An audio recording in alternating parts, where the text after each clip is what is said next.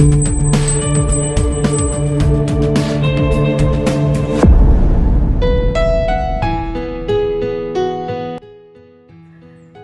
si Jasmine bilang isang simple at mahinhing babae. Napakabait din niya at animoy hindi makabasag pinggan dahil sa sobrang tahimik. Successful na rin siya at isa ng ganap na businesswoman. Siya ang may-ari ng Brett's Cafe at isang shop sa kanilang lugar. Likhang mabait naman talaga ang dalaga. Pero hindi niya alam kung bakit pumasok siya sa isang senaryong hindi dapat at napakalaking kamalian sa mata ng Diyos. Nakipagrelasyon siya sa isang lalaki may asawa at anak na. Alam niyang mali iyon pero hindi niya din kayang mahiwalay kay Bert. Mahal niya ito kahit alam niyang mali ang kanyang ginagawa. At wala siyang pakialam. Para sa kanya, nagmahal lang naman siya at wala siyang nakikitang mali sa nararamdaman niya. Kakatapos ng maligo noon si Jasmine. Saktong pagbukas niya ng pinto mula sa banyo, ay ganoon na lang ang pidlag niya nang madatnan ang kaibigan si Liza na noon ay nakahiga na sa kanyang kama. "What brings you here?" Panimula niyang tanong dito. "Ay, mabuti naman. At natapos ka na din dyan sa loob. Grabe ha, nagset ako ng oras. Halos 1 oras ka din palang naliligo. No wonder lagi kang late sa mga meetups natin." Bahagyan namang natawa si Jasmine sa narinig. "Eto naman, ngayon lang ako nagtagal sa banyo eh. Tsaka, ano bang ginagawa mo dito? At sinong nagpapasok sa'yo?" "Ang mother mo. Sinabi niya kasi na nandito ka lang daw sa room mo, kaya pinasok na kita." "Saan ka pa pupunta? At bakit fresh na fresh ka?" "Pupunta ako mamaya kina Bert." "Bert? You mean, Bert na jowa bells mo? Bakit? May kilala pa ba akong ibang Bert?" "Malay ko pa. Pero seryoso, pupunta ka sa kanila? As in sa bahay nila mismo?" Oo, may party kasi mamaya dahil 3rd wedding anniversary nila ng asawa niya." "Anniversary? Tapos pupunta ang dakilang kabit? Just naman, seryoso ka ba talaga dyan sa mga desisyon mo?" Napatingin naman saglit ang dalaga sa kaibigan. Si Liza lang kasi ang bukod tanging may alam sa tinatago niya sikreto. Lahat na siguro ng kagagahan niya tungkol kay Bert ay alam nito. Bakit hindi? Sheila's my friend. Friend mo nga be. Pero alam ba ni Sheila na sinasalot mo ang husband niya? Nako, kapag talaga malaman ni Sheila ang tungkol sa inyo ni Bert, paniguradong isusumpa ka niya hanggang huling hantungan. Kung ako sa'yo, habang maaga-aga pa, itigil mo na yung ginagawa mo. I love Bert, Liza. Mahal mo nga yung tao, pero may asawa na yun eh. Sa ginagawa mong yan, may masisira kang pamilya, be. Hindi lang yun. Mawawalan din ng ama ang anak niya. Gusto mo ba yun? Alam mo ang pakiramdam na hindi kompleto ang pamilya, kaya please, wag mong iparamdam sa bata na papunta na din siya doon. May pagkukulang si Sheila na hindi niya maibigay kay Bert. Yeah, I know. Pero hindi pa at problema na nila yun. Jazz, please makinig ka naman sa akin this time oh. Hiwalayan mo na si Bert. Or kung hindi mo kaya makipag-split sa lalaking yon, huwag ka nalang magparamdam. Magbakasyon ka. Move on. Alam mo naman siguro na maling-mali ito, di ba? Oo naman. Alam ko. Pero Liza, anong gagawin ko? Mahal ko si Bert at parang mababaliw ako kapag wala siya. Nasa isip mo lang yan. Kailangan mong tiisin yan dahil unang-una, ikaw ang nagpasok sa sarili mo sa ganyang sitwasyon. Babae ka rin at dapat naiintindihan mo din si Sheila. Ilagay mo rin minsan ang sarili mo sa sitwasyon niya. Matutuwa ka ba kapag nalaman mong ang kinikilala mong kaibigan ay inaahas na pala ang asawa mo? Hindi ba't hindi? Kaya please lang be, habang maaga pa, ilayo mo na ang sarili mo sa kapahamakan. Natigilan naman saglit si Jasmine dahil sa sinabi ng kaibigan. Ang totoo, ilang beses niya nang sinubukang makipaghiwalay kay Bert pero hindi niya magawa-gawa. Hindi niya kaya at ayaw niya. Pero may punto rin naman si Liza. Simula pa man noon ay naging mabuting kaibigan si Sheila sa kanila, lalong-lalo na sa kanya. Sadyang parehas lang talaga sila na nagustuhang lalaki. Nauna lang si Sheila sa buhay ni Bert. O ano, natahimik ka dyan. Basta pag-isipan mong mabuti yung kalokohan mo. Wala namang masama kung magmahal ka pero sana sa taong walang asawa at anak. Kung pupunta ka man mamaya kina Sheila, make sure to do the right thing and promise yourself na huling beses nyo na yang pagkikita. Isang pilit ng ngiti naman ang pinakawala ni Jasmine, tsaka tinignan na seryoso ang sariling refleksyon sa salamin. Siguro nga tamang oras na to para sumuko. Dahil kahit balik-balik ta rin man ang mundo, isang malaking kamalian ang lahat. Gusto niya lang naman makahanap din ng lalaking magmamahal sa kanya, pero sa kaso niya, parang malabo. Mahal naman siya ni Bert, pero kahit kailan ay hindi siya nito kayang ipagmalaki sa ibang tao. Mananatili lamang siyang anino sa lahat at nakatago sa isang madilim na lugar. Kaya naman kinagabihan ding yun ay buo na ang desisyon ni Jasmine. Alam niyang hindi niya kakayanin, pero wala siya magagawa. Kailangan niyang gawin ang tama, kahit ang kapalit man nito, bighati at pagkadurog ng kanyang puso. Pagdating sa bahay ni Sheila ay sinalubong naman agad siya nito ng isang malaking ngiti at mahigpit na yakap. Ganoon din naman ang ginawa niya dahil ilang buwan na din silang hindi nagkikita na matalik niyang kaibigan. Ilang sandali pa, lumapit naman sa gawin nila si Bert, karga-karga ang 2 taon nilang anak. Ay, love, eto nga pala si Jasmine. She's one of my friend. Best friend to be exact. Umattend siya ng wedding natin noon. Naalala mo pa ba? Tanong nito kay Bert. Sorry. Hindi ko na maalala Sobrang dami din kasi ng tao nun. At medyo matagal na rin kaya hindi ko na maalala. Naku naman. O siya, ngayon kilala niyo ng isa't isa. Jas, this is my husband, Bert. I'm sure naman nakita mo na siya dahil wala naman ako ibang upload sa social media kundi ang pictures ng nilang dalawa ng unikaihan namin. Oo naman. Happy wedding anniversary pala sa inyong dalawa. Pasensya na kayo at wala akong dalang gift. May nilakad pa kasi ako kanina at nawala na sa isip ko ang bumili ng regalo. Naku, ano ka ba? Okay lang no? Your presence is enough. By the way, di mo ba kasama si Liza? Hindi. Ayun, tinamad. Kaya nga I feel bad tuloy kasi hindi ko siya na-message na pumunta dito.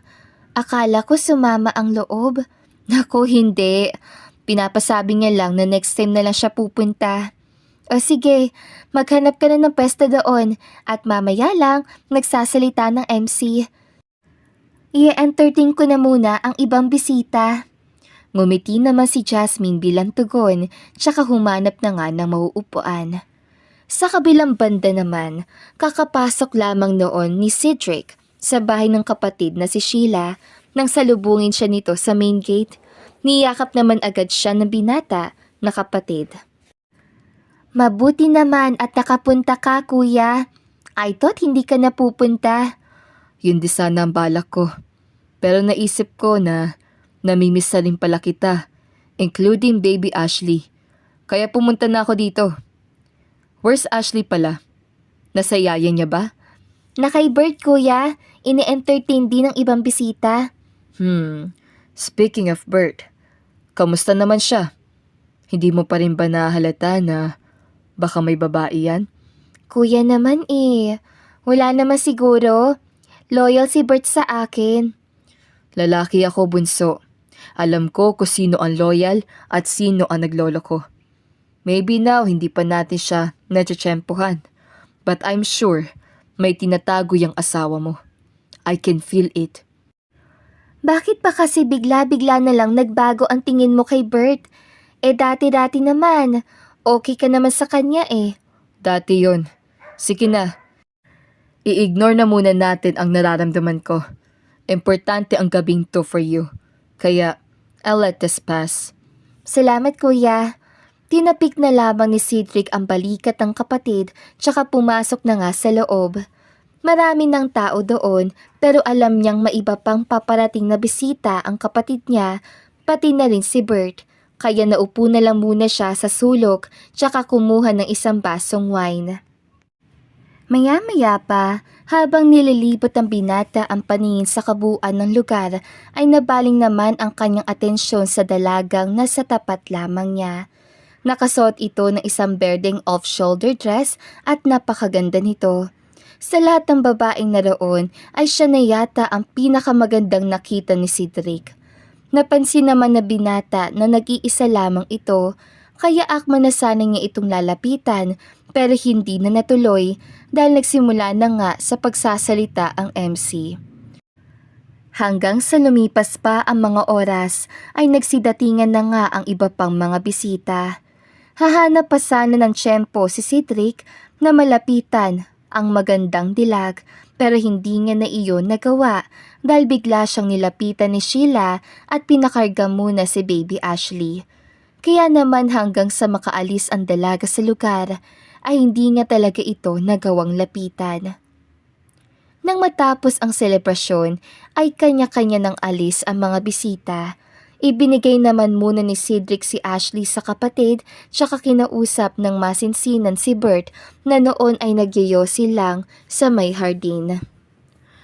Akala ko ba tumigil ka na dyan sa bisyo mo dahil sa asma ni Ashley?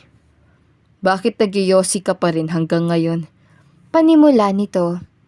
Don't worry, madalang ko lang namang gawin to Tsaka, hindi ako nagyoyosi when Ashley's around. Sagot naman ni Bert. Parehas nandi sa ginagawa mo sa kapatid ko?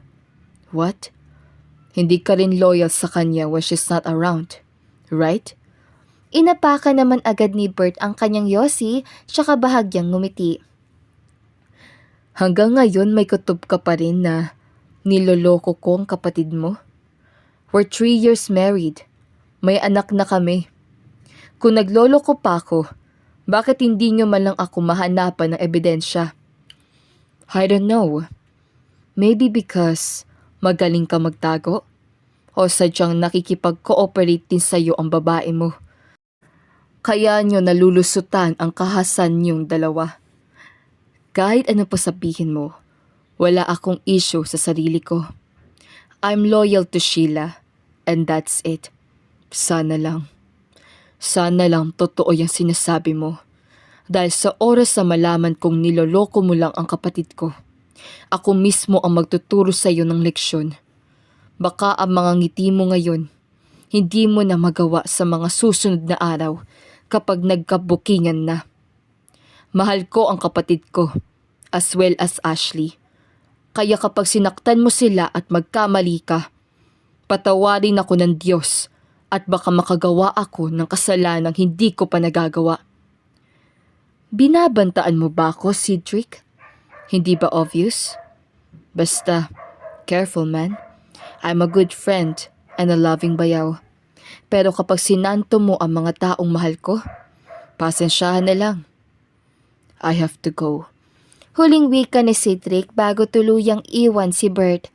Nagpaalam na muna siya sa kapatid na si Sheila tsaka gumayak na pauwi sa kanyang kondo. Kinabukasan, alas 9 na ng umagang nagising ang dalagang si Jasmine.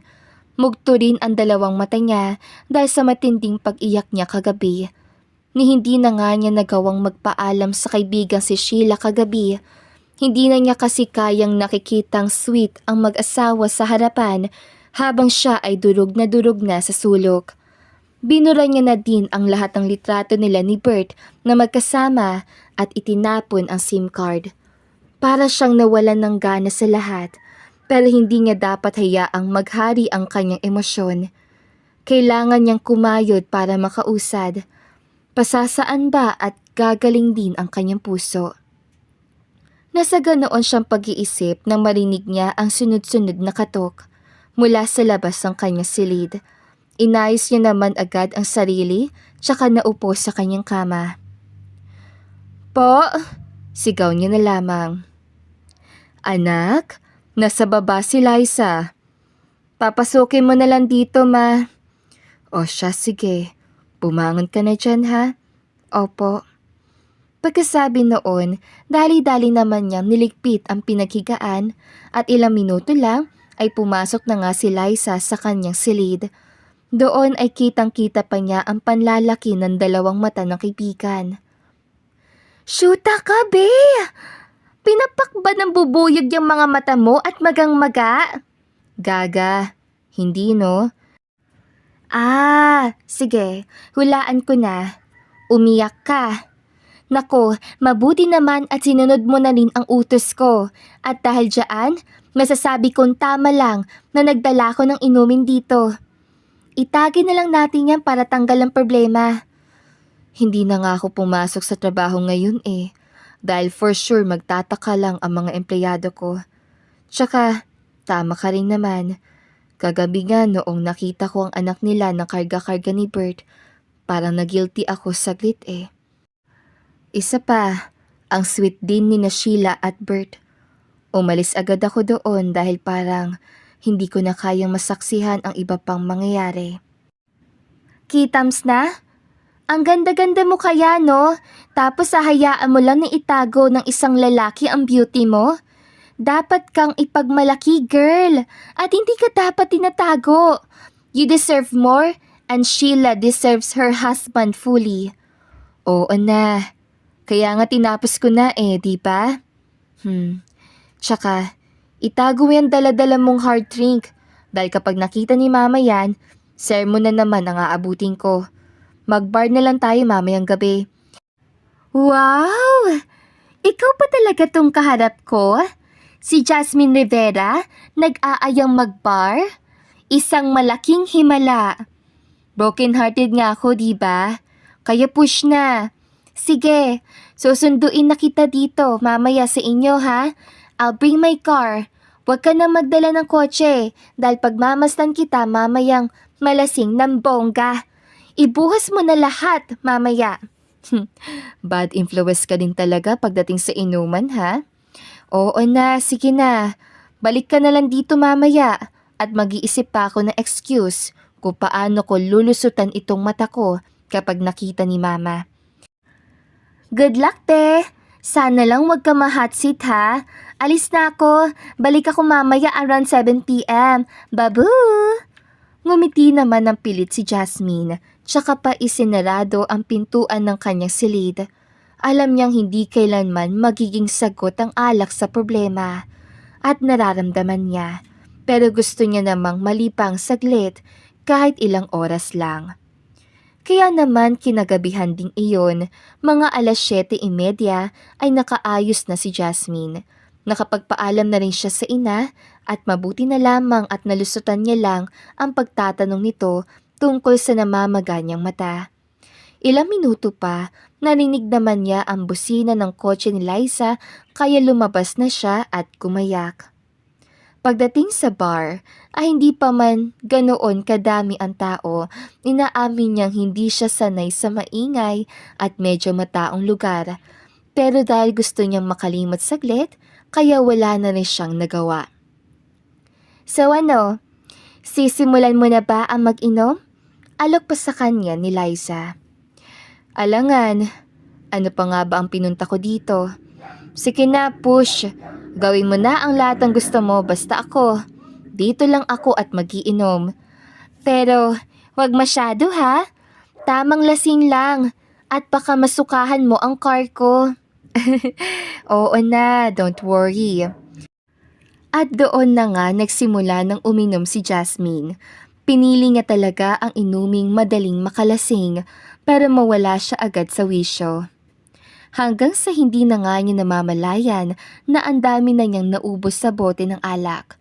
Lasing na din siya at wala na sa sariling katinuan. Kuya, 3 bote pa ng alak please. Don't worry, I'll pay for all of this. Kahit isama ko pa ang 1 taong sahod mo. Hirap na nitong wika. Opo, ma'am. Hep, wag na bro. She's drunk already. And I'm sure hindi niya nakaya ang sarili niya. Magkano ba ang latang to? Pagsabat naman ng isang di pamilyar na lalaki. Hey you! Who are you, ha? At bakit pinapakialam mo ang desisyon ko sa buhay, ha? Tanong naman ni Jasmine dito. I'm Cedric. Kanina pa kita pinagmamasdan actually. And I guess ang kaibigan mo, lumabas muna at sumama sa lalaking nakasayaw niya kanina. Hindi mo na kayang uminom. So please, that's enough. May pinagdadaanan ako ngayon. Kaya wala kang pakialam kung maglasing ako. Whatever it is, hindi solusyon ng alak. Baka ikapahamak mo pa ang paglalasing mo. Let's go na. I'll drive you home. Kasama ko ang kaibigan ko. Kaya salamat na lang. Umalis nga siya. Tignan mo nga ang buong bar at hanapin mo kung nandito pa ba ang friend mo. Sige na, it's past 12 a.m. na. Iyahatid na kita. Gusto ko pa nga kasing uminom. Ang kulit naman ito, oh. Halikan kita dyan eh. Sige nga, halikan mo nga ako. Panunokso pa ni Cedric dito. Natawa naman na bahagya ang lasing na si Jasmine at sa walang ano-ano, hinalikan na nga ang binata. Nagtagal din iyo ng ilang minuto hanggang si Jasmine na nga ang unang bumitaw. Ang soft naman ng labi mo, parang hindi pa ever naghahalikan ah. Excuse me, nahalikan na to, no? Nahalikan na to ngayon. Ngiti pa nito. Oh, so first kiss mo ako? Gusto mo rin bang maging first ako sa lahat ng bagay, ha? Shh, ano ba? Tara na, iyahatid na kita. Magsasalita pa sana si Jasmine pero hindi na iyon natuloy nang kargahin na siya ni Cedric. Nag-iwan naman muna ang binata ng pera pambayad sa lahat ng nainom ng dalaga tsaka pa sila lumabas at sumakay sa kotse. This is kidnapping. You know that? Pilit pa lang na wika ni Jasmine. Then arrest me. But before you do that, make sure to thank me first kapag naiuwi kita na safe sa inyo, okay? Now, saan ka ba nakatira? Nang walang nakuhang sagot ang binata mula sa dalaga, ay tsaka pa niya ito nilingon muli. Natawa naman siya na makitang nakatulog na pala ito. Nakanganga pa ito at halatang hindi sanay maglasing. At dahil hindi niya rin alam kung saan nakatira ang dalaga, kaya dahan-dahan niya lang kinuha ang sling bag nito at tinignan sa ID ang kanyang address. Doon na din nalaman ni Cedric ang pangalan nito, bagay na nagpangiti palalo sa kanya. Dahil noong anniversary celebration pa lamang ng kapatid niyang si Sheila niya, nakita si Jasmine. Ang buong akala niya hindi na niya ito makikita muli. Pero mukhang tadhana na nga ang gumawa ng paraan para magtagpo silang muli. Jasmine, huh? What a gorgeous name. As gorgeous as you. Nakangiti niyang wika sabay tingin sa natutulog na dalaga. Nang makuha niya ang address si Jasmine ay inihatid na nga ito sa bahay nila. Nagulat pa ang ina ng dalaga na mapagbuksan siyang karga-karga na si Jasmine. Pero dahil magaling siya magsalita, kaya gumaan agad ang loob ng ginang tsaka nagpasalamat. Kinabukasan, pasado 1:00 na ng tanghali na magising si Jasmine. Sobrang sakit ng kanyang ulo at animoy sasabog na sa mga oras na iyon. Dahan-dahan naman niyang minulat ang 2 mata at doon ang ina niya agad ang kanyang nakita. Ma, kunot noon niya pang usal. Oo, ako nga. Bakit? Pati paningin mo rin ba naapektuhan? Eto, mainit na sabaw. Inumin mo muna para matanggal yung hangover mo. At iyon na nga ang ginawa ni Jasmine. Doon na ni sinabi ng ina ang nangyari kagabi pati ang paghatid ni Cedric sa kanya. Jasmine naman, kung mag-iinom ka, sana 1 o 2 bote lang. Alam mo namang hindi ka sanay sa mga ganyan, di ba? Tsaka, nagpunta nga pala si Liza dito. Ayun, nag-aalala sa'yo. Pagbalik niya daw kasi sa bar kagabi, wala ka na eh. Wala ka naman daw dalang kotse kaya, ayun, panay tawag. Tatawagan ko na lang po siya mamaya, ma. Pero, sino pong Cedric? Ay, yung boyfriend mo daw na pogi. Nako Jasmine, hindi mo pa yata pinapakilala ng personal yung boyfriend mo, ha? Boyfriend? Ano? Oo nga, siya ang naghatid sa'yo kagabi. Nag-iwan pa nga siya ng number eh. Para kapag nagising ka daw, tawagan mo daw. Kinuha naman agad ni Jasmine ang numero at agad na tinawagan. Sinagot naman agad ng binata ang linya, kaya medyo lumayo muna ang dalaga kaunti sa gawin ng ina. Hello? Who's this? Panimula nito sa kabilang linya. Ikaw ang sino? Sino ka ba ha? At bakit mo ko hinatid kagabi? Bakit mo ni sinabi kay mama na boyfriend kita? I don't even have one. Oh, good morning Jasmine. How's your sleep then? Pag-iiba ng binata sa usapan. Masama ang morning ko, okay? Sino ka ba? Tsaka, bakit mo? Oh my God! Oh, napano ka? Don't tell me. May something, may iba pang nangyari kagabi bukod sa hinatid mo ko? Pabulong niyang tanong dito. Rinig naman niya ang pagtawa ng binata sa kabilang linya bago nagsalita. Doon tayo sa may pinakamalapit na coffee shop mamayang 2 p.m. Hintayin kita doon. Ano? Gusto mong masagot ang tanong mo, di ba? Magkita tayo. At bakit ko naman gagawin yon? Okay, ikaw din. Baka mamaya yan. Buntis ka na pala. At ako ang ama. Baka hanapin mo ko. Manyakis? Hep hep? Hindi ah. Kung alam mo lang, pasasalamatan mo pa ako. Ipapakulam talaga kita kung sino ka man. Walang problema. Pero magkita muna tayo para tapos ang usapan. Ano? Deal? Oo na. Basta wag mong isa-save tong number ko ha. Bye. At doon na nga pinatay ni Jasmine ang linya. Kung si Jasmine ay halos umabot na ang dugo sa ulo dahil sa inis, si Cedric naman ay panay tawa lang. 2:00 ng tanghali naman, tulad ng napag-usapan, nagkita ang dalawa sa may pinakamalapit na coffee shop mula sa bahay ng dalaga. Doon ay natameme naman saglit si Jasmine dahil sobrang gwapo pala ng lalaking kaharap niya at parang nakaramdam pa siya saglit ng kaunting hiya dahil sa mga nasabi. Any question? Panimula ng binata. May nangyari pa ba bukod sa paghatid mo sa akin sa bahay? What do you mean nangyari? Nangyari? Kung nagtsuga pa tayo sa kama. Kapag talagang oo ang sagot mo, sinasabi ko talaga sa'yo, ipapabalik ko sa'yo ang virginity ko. Chug-chug? You mean, Ow! Tawa pa nito. of course wala. Hindi naman ako katulad na sinasabi mong manyakis, no? Ikaw nga tong pinagsasamantalaan ako eh. Mali pa nitong sambit. Ano? Ako? Oo, hinalikan mo lang naman ako sa labi. At kailangan mo pa akong panindigan dahil doon. First kiss ko yun, no?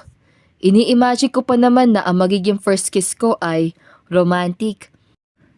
Pero last night, amoy alak pa ang first kiss ko. What do you mean panindigan ha? I'm your boyfriend now. And you're mine. Ano? Hibang ka ba? Nope. But just give me at least 30 days. I'll make you fall in love with me. Kapag lumampas doon at wala ka pa ring feelings para sa akin, pababayaan na kita. No way! Okay, so, kukulitin na lang kita araw-araw. You want that? Virgin pa din itong lips ko ha, bago mo ko halikan. Kaya kailangan mo ring pagbayaran yon. Besides, 30 days is not so long para sa kondisyon ko. Deal? Confident ka namang magugustuhan kita within 1 month, no? Try mo nga. Fine. Pero kapag wala pa rin akong feeling sa'yo, bayaran mo ko. How much do you want? 500,000. Cool. Deal. Ngiti pa nito. At doon na nga nagkasundo ang dalawa. At dahil doon, valid ang pagiging mag-girlfriend at boyfriend nila ng iisang buwan. Simula din noon, hindi na pumapalya si Cedric sa pagpapakita ng totoong siya. Pilit man iyong iniiwasan ni Jasmine pero sadyang makulit ang binata.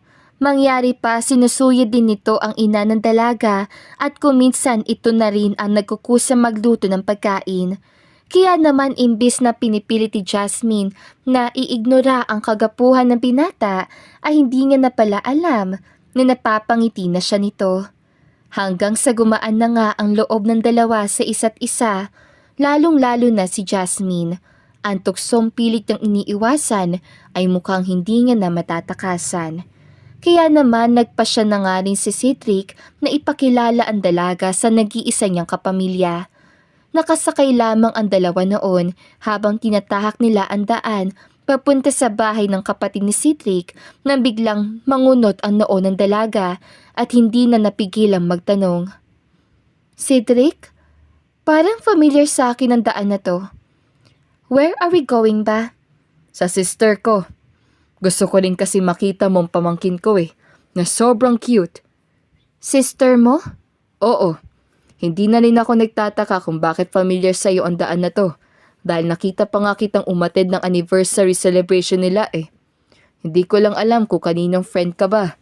Kay sis o sa husband niya. Doon pa lang, parang nagets na agad ni Jasmine ang ibig nitong sabihin, kaya agad siyang pinagpawisan. Doon niya pa rin napagtanto na magka-apelido nga pala si Cedric at si Sheila. Cedric, medyo sumama ang pakiramdam ko Next time na lang siguro? Really? Nako, sa bahay ka na lang magpahinga. Malapit na kasi tayo At atat na ang sister ko na makita at makilala ka. Hindi na lamang umimik si Jasmine. Kahit nasa sasakyan pa sila, ang bilis na ng pintig ng kanyang dibdib. Hindi niya alam kung ano ang magiging reaksyon niya kung magharap-harap na silang apat. Siya ang kaibigang minsan na niyang trinanaydor, ang lalaking gusto niya noon at ang lalaking gusto niya ngayon. Pagdating ay ganoon naman ang gulat ni Sheila nang malaman nitong si Jasmine pala ang secret girl ng kapatid. Kitang-kita naman ni Jasmine na nabigla rin si Bert pero hindi niya na iyon pinagtuunan ng pansin. Itong si Kuya, may pa-secret-secret pang nalalaman tapos kilala ko naman palang babaeng gusto niya. Kaibigan ko to Kuya Nakangiti pang wika ni Sheila. Really? Ay, mabuti naman kung ganon. Dahil kapag pinakasalan ko na siya in the near future, walang magiging problema. Wika nito na siyang ikinatawa naman nila. Napuno ng kasiyahan at tawanan ang buong hapagkainan. Doon pa rin nalaman ni Jasmine na may nararamdaman pa nga siya kay Bert pero hindi na kagaya noon na halos mabaliw-baliw na siya dito. Nang matapos sama silang kumain ay sikretong kinausap ni Bert si Jasmine at doon ibinigay nila ang closure na dapat lang ay mayroon sila. Nagsorry din ang dalaga kay Sheila at kahit naguguluhan man ang kaibigan, tumango na lamang ito at niyakap si Jasmine. Simula din noon, naging magaan na ang kaloob-looban ni Jasmine. Bukod pa doon, masaya na rin siya dahil ang kasunduan lamang nila ni Cedric noon ay naging totoo. Masaya na rin siya dahil kahit pa man pumasok siya sa makasalanang sitwasyon noon, ibinigay pa rin ng Panginoon ang tamang lalaki para sa kanya. At iyon ay si Cedric. Lalaki hindi lang pa-sweet, kundi sweet talaga at lalaking kaya siyang ipagmalaki sa kahit na sino man.